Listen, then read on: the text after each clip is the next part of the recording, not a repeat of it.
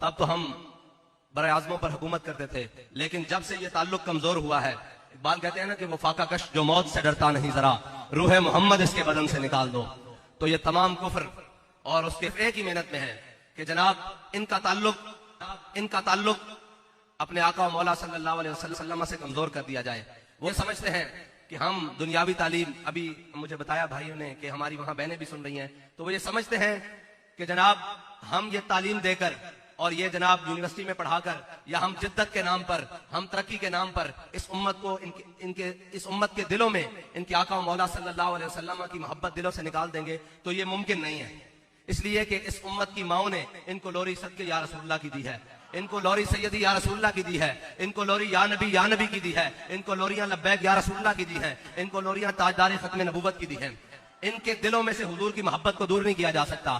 ہم نے مرض کا سبب پوچھنا ہے، اور پوچھنا بھی حکیم الامت علامہ اقبال سے ہے کہ علامہ اقبال اس امت کی زبوں حالی کا سبب کیا ہے. تو اقبال کہتا ہے زاں کی ملت را حیات از عشق اوس برگو ساز کائنات از عشق اوس. اقبال کہتا ہے اگر تم سمجھتے ہو کہ برما میں لٹ رہے ہو، تم سمجھتے ہو کہ فلسطین میں لٹ رہے ہو، تم یہ سمجھتے ہو کہ کشمیر تمہارے ہاتھ سے چلا گیا ہے، تو غم نہ کرو.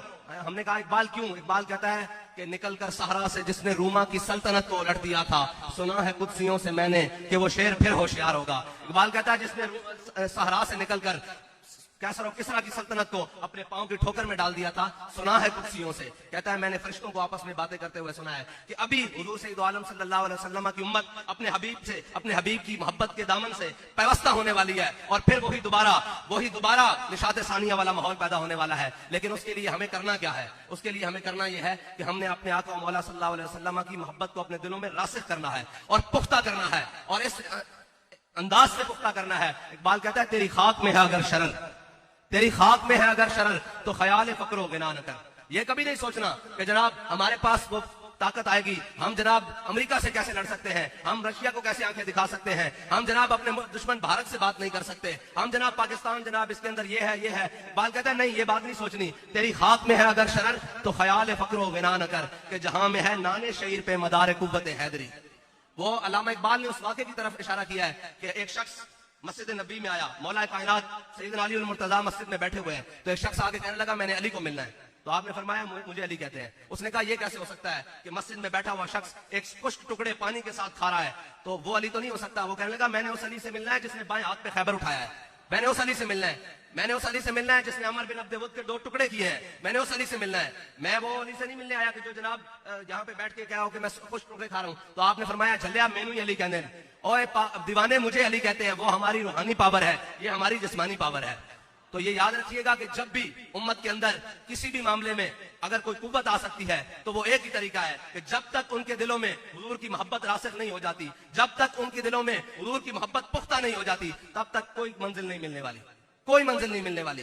نہ ہم کسی منزل کو پا سکتے ہیں، نہ ہم کسی نظام کے ذریعے ہم اس ملک اپنے وطن عزیز میں کوئی بہتری لا سکتے ہیں. اگر کوئی بہتری آ سکتی ہے تو علامہ اقبال سے پوچھتے ہیں علامہ اقبال کیسے بہتری آ سکتی ہے؟ علامہ اقبال کہتا ہے فقر کے ہیں معجزات تاج و سریر و سپاہ، فقر ہے میروں کا میر، فقر ہے شاہوں کا شاہ.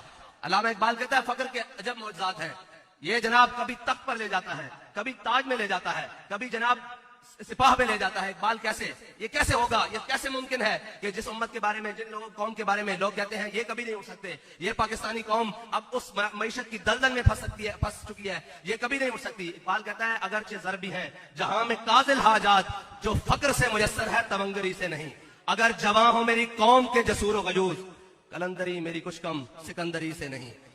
اور آخر میں اقبال نے کمال کر دیا. اقبال کہتا ہے تو یہ نہ سمجھ کہ جب تو کمزور ہے، تیرے پاس کھانے کے لیے نہیں ہے، تیری معیشت کا برا حال ہے، جناب سب کچھ تو کمزوری کے عالم میں ہے، تو یہ تو سمجھتا ہے کہ یہ تیری کمزوری ہے. اقبال کہتا ہے نہیں، اگر جہاں میں میرا جوہر آشکارا ہوا.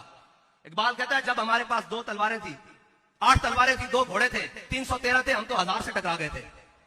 علامہ اقبال کہتا ہے کہ جناب کبھی یہ نہیں سوچنا کہ آپ کے پاس اسباب کم ہو تو آپ جیت جاؤ، یہ کبھی ممکن ہی نہیں ہے. مومن جب بے اسباب ہوا ہے اللہ تعالیٰ کی مدد اسی وقت آئی ہے. اللہ تعالیٰ اپنے بندوں کو بے اسباب ہونے پر چھوڑتا نہیں ہے بلکہ مدد زیادہ کرتا ہے. پھر بدر میں 2000 فرشتے، پھر 4000، پھر آخر میں کہتا ہے نہیں معاکم، میں بھی تمہارے ساتھ ہوں. مسئلہ یہ ہے فضائے بدر پیدا کر، پہلے میدان لگانا پڑتا ہے، پہلے ان ساری چیزوں سے دامن چھڑانا پڑتا ہے جو ساری چیزیں ہمیں اللہ اور اس کے رسول کے در سے دور لے کر جا رہے ہیں. اور جب ہم ان سے دامن چھڑا کر اس رستے پر آ جائیں جو رستہ سیدھا شاخ قوبا بربستائم، جو سیدھا رستہ مدینہ پاک کی طرف جاتا ہے، جو سیدھا رستہ اس نظام کی طرف جاتا ہے جس نظام میں عمر کو بھی پوچھا جا سکتا ہے جناب یہ کرتا کیسے بنا ہے، وہ نظام کی طرف جس نظام میں خاتون عمر کو کھڑے ہو کر کہہ سکتی ہیں کہ عمر تم کون ہوتے ہو ہمارے حکمار مقرر کرنے والے. ہمارے حکمار تو اللہ تعالیٰ نے ہمیں سونے اور چاندی کے پہاڑ دیے ہیں. وہ عمر جو سورج کو ایسے دیکھے تو بے نور ہو جائے، لیکن اللہ تعالیٰ کا نظام اور حضور سید عالم صلی اللہ علیہ وسلم کے دین میں اتنی برکت ہے کہ ایک خاتون وہ اس حاکم کے سامنے کھڑی ہو کر بات کرتی ہے، 36 لاکھ مربع میل کا حکمران جس کی مرضی کے بغیر پتہ نہیں ہلتا، خاتون کھڑی ہو کر کہتی ہے کہ عمر کون ہے ہمارے حق بار مقرر کرنے والا. ہمیں تو اللہ اور اس کے رسول نے سونے اور چاندی کے پہاڑ دیے ہیں. تو حضرت عمر نے یہ نہیں کہا کہ آزادی اظہار رائے چھین نہیں لی، سب سے زیادہ آزادی اظہار رائے اسلام دیتا ہے. وہ خواتین ہوں، وہ مرد ہوں، وہ بچے ہوں، وہ بوڑھے ہوں، سب سے زیادہ قوت اظہار اسلام دیتا ہے. حضرت عمر کے سامنے جب اس عورت نے بات کی تو حضرت عمر نے یہ نہیں کہا کہ میری بے حرمتی ہو گئی، میرے سامنے تم نے کیسے بات کی. حضرت عمر نے کہا اخطا عمر اصابت امراتن، فرمایا عمر نے دوسری بات کی، عورت نے ٹھیک بات کی، یہ کہتے ہوئے بیٹھ گئے. اور عورتوں یہ ہے اسلام کے حقوق. اور ہم نے جن ماؤں کی گودوں میں پلے بڑے ہیں نا، اور اسلام کے اندر جن کی تاریخ میں یہ ہے کہ حضرت امام احمد بن حنبل اپنی مسند تدریس پر بیٹھے ہوئے تھے تو ایک عورت نے پردے میں سے آواز دی. اس نے کہا امام صاحب میں نے آپ سے مسئلہ پوچھنا ہے. امام صاحب نے کہا بتائیں. انہوں نے کہا امام صاحب میں آپ کو پتہ ہے نا پرانے زمانے میں عورتیں سوت کاٹتی تھی چرخے کے اوپر.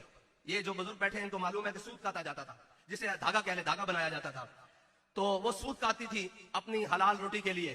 تو انہوں نے کہا امام صاحب میں مغرب کے بعد چھت کے اوپر بیٹھ کر اپنے گھر کے بالا خانہ کے اوپر بیٹھ کر سوت کاٹتی ہوں. تو رات کا اندھیرا ہوتا ہے، میں اپنا چراغ جلا کر سوت کاٹ رہی ہوتی ہوں. اس دوران بادشاہ وقت کی سواری گزرتی ہے، اس کے آگے مشل بردار ہوتے ہیں جنہوں نے گھوڑوں پر مشلیں اٹھائی ہوتی ہیں. میں سوت کاٹ رہی ہوتی ہوں، وہ جو مشلیں ہیں ان کی روشنی بلند ہوتی ہے، میرے چراغ کی روشنی کے اوپر حاوی آ جاتی ہے. امام صاحب مجھے یہ بتائیں کہ اس دوران میں جو سوت کاٹتی ہوں میرے لیے حلال ہے یا حرام ہے؟ یہ ہے مسلمانوں کی مائیں. انہوں نے کہا آپ مجھے یہ بتائیں امام صاحب کہ اس دوران جو میں سود کھاتی ہوں وہ میرے لیے حلال ہے یا حرام ہے؟ امام احمد بن حنبل فرماتے ہیں کہ میں اپنی مسند سے ہل گیا کہ یہ سوال پوچھنے والی کون ہے. تو انہوں نے کہا آپ کون ہیں، آپ کا نام کیا ہے، آپ کہاں سے تعلق رکھتی ہیں؟ انہوں نے کہا میں بشر حافی کی بہن ہوں، میں بشر حافی کی بہن ہوں. امام صاحب نے جو آگے سے جملہ فرمایا نا، وہ کہا کہ لوگوں کے لیے حلال ہو سکتا ہے، آپ کے گھر سے دین آ رہا ہے، آپ کے لیے حلال نہیں ہے. جب تقوی کا معیار، نیکی کا معیار ایسا ہو نا تو پھر گودوں میں محمود غزنوی پیدا ہوتے ہیں، پھر گودوں میں محمد بن قاسم آتے ہیں، پھر سلطان صلاح الدین ایوبی آتے ہیں، پھر راشد منہاج جیسے جانباز پیدا ہوتے ہیں. ایسے ممکن نہیں ہے کہ ہم اپنے اعمال کو بھی درست نہ کریں اور ہم صرف ان کو تانا زنی کرتے رہیں جو مسند کے اوپر بیٹھے ہوئے ہیں. ایسے ممکن نہیں ہوگا. ہمیں پہلے خود اس صورت میں عمل کرنا پڑے گا جو ہمارے آقا و مولا کی سنت ہے. پھر آپ دیکھیں کہ یہ جہان ہی نہیں، دونوں جہان. علامہ اقبال کہتا ہے گنج ہائے ہر دو عالم را کلید، تیغ ایوبی و نگاہ با یزید. اقبال کہتا ہے اس زمانے کی نہیں، اس جہان کی نہیں، میں تجھے دونوں جہانوں کی کامیابی کا راز بتاتا ہوں. اقبال کیا ہے؟ کہتا ہے تیغ ایوبی، کہتا ہے تلوار سلطان صلاح الدین والی، اور نگاہ با یزید بستامی والی. کہتا ہے جب یہ تجھے حاصل ہو جائے گی نا تو پھر یہ سارا زمانہ تیرے آگے ہوگا. اور علامہ اقبال، کیونکہ اصل میں لوگ پڑھے لکھے ماحول میں ہم آ کر بات کرتے ہیں تو ہم علامہ اقبال کی زبانی اس لیے بات کرتے ہیں کہ اس سے پڑھا لکھا، جس کو یہ علم کہتے ہیں، اس سے پڑھا لکھا اس سب کانٹیننٹ میں بڑا عالم پیدا نہیں ہوا. جس کو حکیم الامت کہتے ہیں، علامہ ڈاکٹر محمد اقبال کہتے ہیں. تو ہم اس کی زبان میں بات کرتے ہیں تاکہ آپ کے لیے بھی آسانی ہو اور ہمارے لیے بھی آسانی ہو. ہم مولویوں کی بات ہی نہیں کرتے اس لیے کہ لوگ زچ کھاتے ہیں مولویوں سے. میں نے کہا ہم نے اگر اقبال ہی مکمل بیان کر دیا تو اقبال مولویوں سے کم از کم 1000 میل آگے ہے. اقبال مولویوں سے 1000 میل آگے ہے. اقبال کہتا ہے مرد خدا کا عمل عشق سے صاحب فروغ. اقبال کہتا ہے اللہ کا جو بھی بندہ آیا نا اس نے ایک راہ پکڑی ہے، وہ راہ جو تمام یار کی طرف جاتی ہے، جو تمام راہ مدینہ پاک کی طرف جاتی ہے، جو اللہ اور اس کے رسول کے دین کی طرف جاتی ہیں. اقبال کہتا ہے مرد خدا کا عمل عشق سے صاحب فروغ. عشق ہے اصل حیات، موت ہے اس پر حرام. اگر عشق اصل حیات نہ ہو تو بابا جی تو نعرہ لگا کے دنیا سے چلے گئے ہیں. آج بھی کہا جا رہا ہے من سب نبی جن تاجدار ختم نبوت لبیک یا رسول اللہ. گلی گلی کوچا کوچا نگر نگر میں لگ رہی ہے. اقبال کہتا ہے عشق ہے اصل حیات، موت ہے اس پر حرام. اور تندو سبک سیر ہے گرچہ زمانے کی رو. اقبال کہتا ہے جب لبرلزم چھا جائے، جب سرخے نکل آئے باہر، اور جب یہ کہا جا رہا ہو کہ جی اسلام امن کا درس دیتا ہے، اسلام میں کسی کو کچھ نہیں کہا جاتا، تو ایک شخص باہر نکلتا ہے ویل چیئر پر بیٹھ کر. تندو سبک سیر ہے گرچہ زمانے کی رو. عشق خود ایک سیل ہے اور سیل کو لیتا ہے تھام. اقبال کہتا ہے عشق خود ایک سیلاب ہے جذبوں کا. आरजुओं का, तमन्नाओं का, हसरतों का। इकबाल कहता है इश्क खुद एक सैल है और सैल को लेता है थाम। इश्क दमे जिब्रील, इश्क दिले मुस्तफा, इश्क खुदा का रसूल, इश्क खुदा का कलाम। इश्क की तकवीम में असरे रवां के सिवा और भी जमाने हैं जिनका नहीं कोई नाम। इश्क अमीर जुनूद, इश्क जो है ना ये लश्करों का अमीर है। वो लश्कर जो हर बातिल से टकरा जाते हैं, वो लश्कर जो हर जालिम के खिलाफ खड़े हो जाते हैं। इश्क अमीर जुनूद, इश्क फकीह हरम, इश्क है इब्न सबील, इसके हजारों मकाम। और हुजूर सईद आलम सल्लल्लाहु अलैहि वसल्लम के गुलामों ने जो हुजूर से मोहब्बत की मिसाल कायम की है ना, वो कयामत तक के लिए मुसल्लमा है। और हजरत बिलाल हबशी ने हुजूर सईद आलम सल्लल्लाहु अलैहि वसल्लम की शान में एक नात कही है। उस नात का एक मिसरा है, एक शेर है कि अरा बरा कन्नक करा कराई करी मन्नत दरा।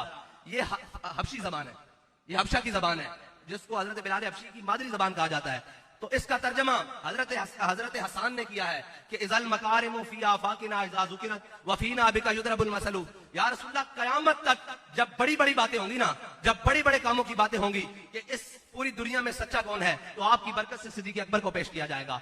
इस दुनिया में सबसे ज्यादा अदल किसने कायम किया, तो आपकी बरकत से हजरत उमर फारूक को पेश किया जाएगा। इस दुनिया में सबसे ज्यादा सही कौन था, तो आपकी बरकत से उस्मान गनी को पेश किया जाएगा। और इस दुनिया में जनाब सबसे बहादुर और दलेर कौन था, आपकी बरकत से अली उल मुर्तजा को पेश किया जाएगा। और जब दुनिया में मिसाल पूछी जाएगी कि जालिम के खिलाफ लड़ना कैसे है, अपना सब कुछ कुर्बान करना कैसे है, तो आपकी बरकत से आपके नवासों हजरत इमाम हुसैन को पेश किया जाएगा।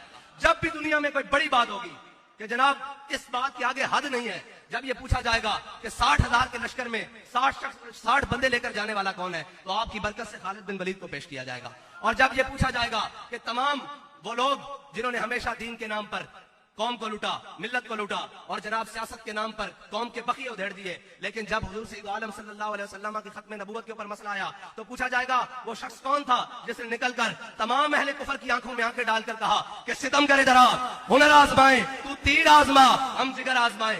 वो कौन था, तो आपकी बरकत से आपके गुलाम अल्लामा खादिम हुसैन रिजवी को पेश किया जाएगा। रसूल अल्लाह लब्बैक लब्बैक लब्बैक या रसूल अल्लाह लब्बैक लब्बैक लब्बैक या रसूल अल्लाह लब्बैक लब्बैक लब्बैक या रसूल अल्लाह लब्बैक लब्बैक लब्बैक या रसूल अल्लाह लब्बैक लब्बैक लब्बैक या रसूल अल्लाह लब्बैक लब्बैक लब्बैक या रसूल अल्लाह लब्बैक लब्बैक लब्बैक या रसूल अल्लाह लब्बैक लब्बैक